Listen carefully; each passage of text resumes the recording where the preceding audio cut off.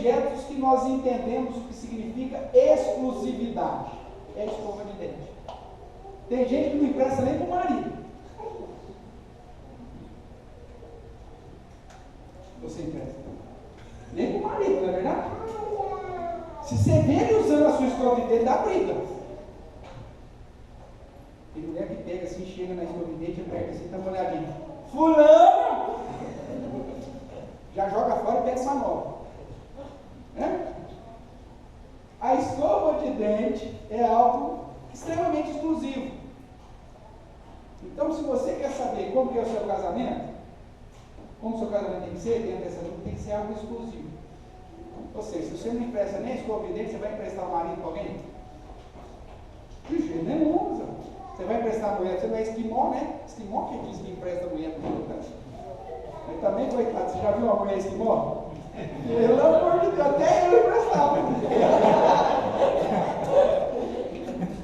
Mas só nesse caso, né? Como ninguém aqui é esquimó, então o casamento é exclusivo. Você não empresta para ninguém, você não faz, é sua. É como a sua escova de dente. É sua, você não empresta para ninguém. Isso exige mudança, irmãos.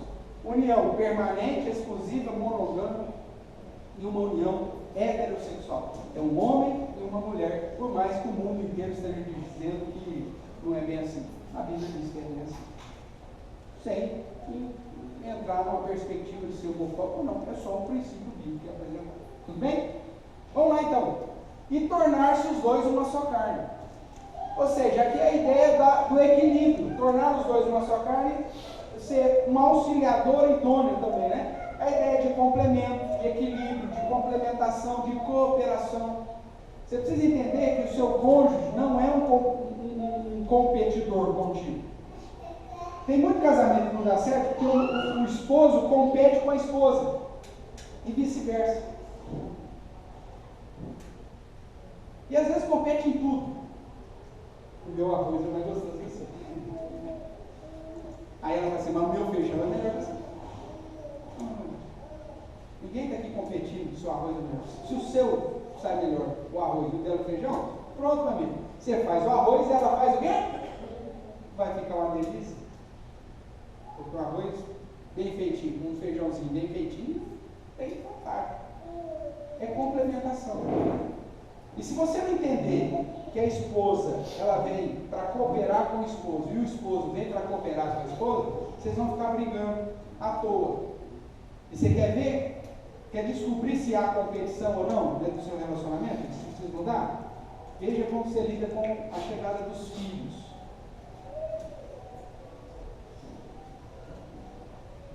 Porque quando chegam os filhos, você está na competição, você fala assim, você viu? O pai dá de nota 10 na mãe, fala a verdade. Aí a mãe olha para o filho e fala assim, seu pai é um banana, você viu? Se não é sua mãe aqui em casa, eu não sei o que seria. Essa é a expressão máxima que o relacionamento está em competição e não em cooperação. E o padrão de Deus é tornar-se os dois uma só carne, porque agora os dois estão vivendo em cooperação. É um referendando o outro.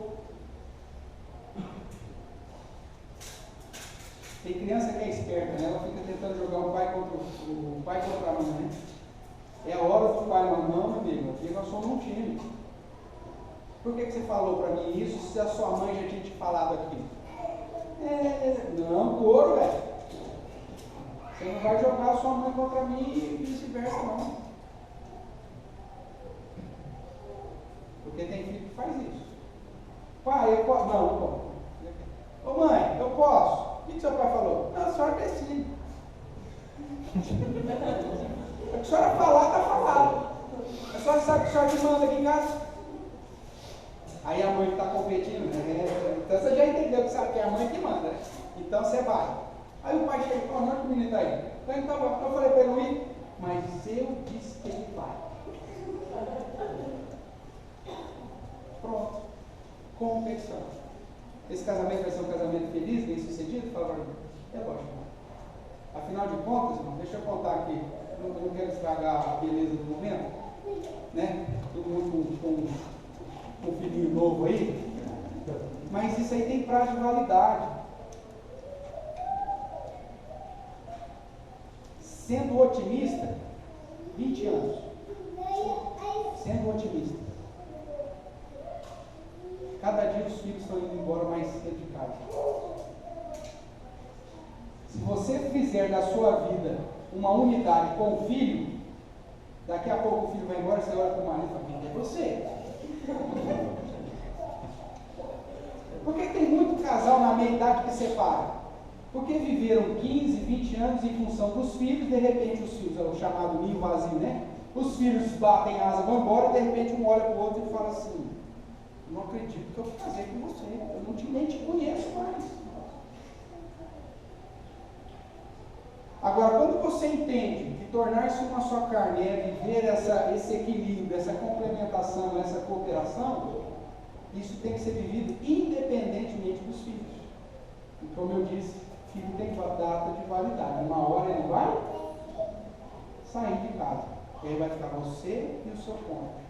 Se não tiver equilíbrio entre vocês, se não houver complementação e cooperação, vocês vão sofrer, hein? No dia que a meninada foi embora. E muitos casamentos sofrem porque não aplicam essa mudança que o casamento exige, que é entender o que significa tornar-se uma só carne. Equilíbrio, complementação e cooperação. Irmãos, vejam que os princípios estão todos aqui nas Escrituras. É que a gente que não lê. Mencionando lá sobre a primeira verdade, né? O casamento foi instituído por Deus. E se Deus instituiu, aonde que está a solução para o casamento? Vai estar em Deus, é Ele que fez. E qual que é o manual do negócio? O manual é a Bíblia. Você compra uma televisão hoje, graças a Deus, a indústria já faz tudo bivolt. É para não ter problema. Mas o casamento não foi feito bivolt, não. Não precisa você ler o manual, porque se você ligar na tomada errada, estoura. A gente tem essa mania, né? Tudo que compra, já compra e vai ligando. Alguém lê manual aqui? Tem algum santo aí que vai para o céu primeiro? Porque o cara que compra equipamento, ele senta lá para ler as 230 páginas do manual antes de ligar o aparelho, e você vai para o céu direto. Mas geralmente a gente fala, mas você leu o manual? Não, nós estamos testando agora. Mas aí, acontece? Aí liga na tomada errada, estoura, perde. É o que acontece no casamento. No casamento, muitas vezes a gente vai na postura empírica, né? Mas vamos ver como que funciona. Liga na tomada. E aí explode. E se explodiu porque você ligou na tomada errada, vai ter como você ir lá na assistência técnica ou na loja pedir para trocar? Vai dar certo? Não vai. O manual é a Escritura, é a Bíblia. Por não lermos o manual, muitas vezes a gente explode o casamento. Só que tem um lado bom, mesmo se explodir o casamento, a assistência técnica garante o conserto. Só que você não pode levar ali na lojinha do seu Zé. Ele não é autorizado.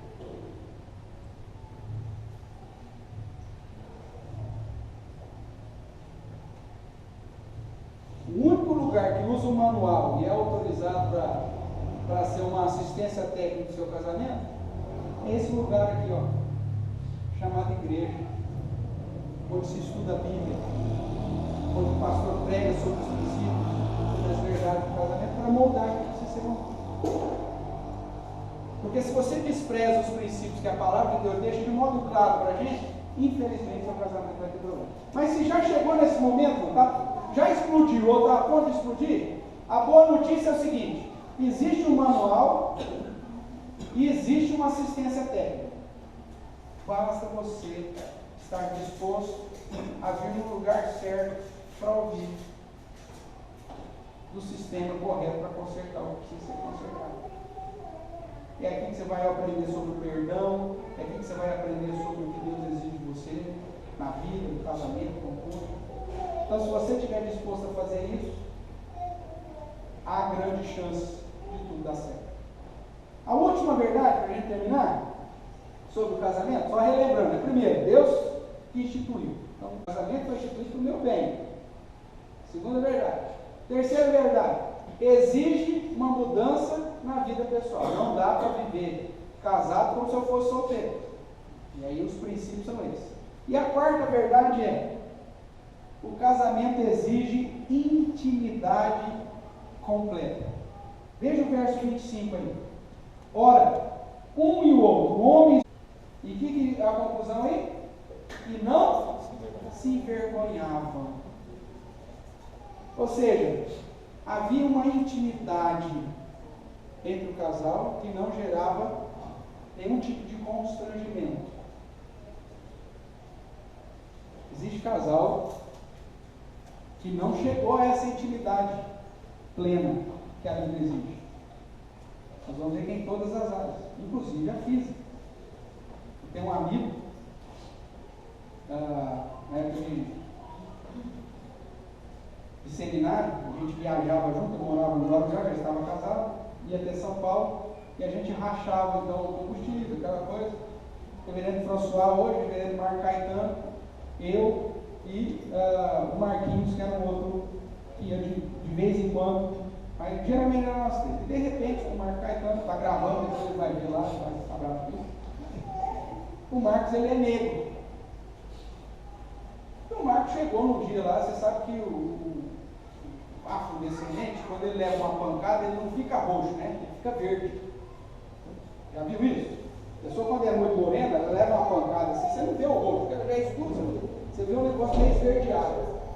E o Marco Caetano apareceu com a cara verde. Aí nós assim, Marco, o que aconteceu? Você brigou? Não, não. Então conta para nós. Não, não quero falar sobre isso. E eu